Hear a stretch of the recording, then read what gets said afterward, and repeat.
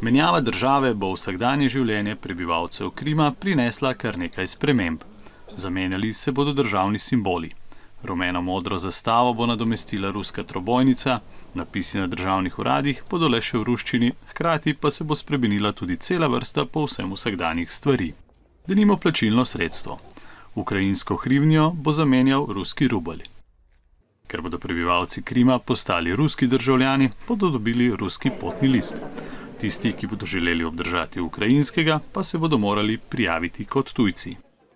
Rusija je krimskim prebivalcem obljubila tudi številne ugodnosti, na primer višje pokojnine, kot so jih imeli v Ukrajini, ter prednost pri vpisu na ruske univerze. Ugodnejša naj bi bila tudi vožnja z avtomobili, saj so cene goriva v Rusiji za 40% nižje od ukrajinskih. Lahko bi rekli, da bo na Krimu poslej tudi dan daljši, saj se bodo kazalci premaknili za 2 uri naprej.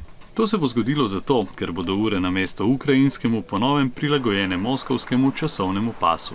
Spremembe naj bi uvajali postopoma do konca letošnjega leta.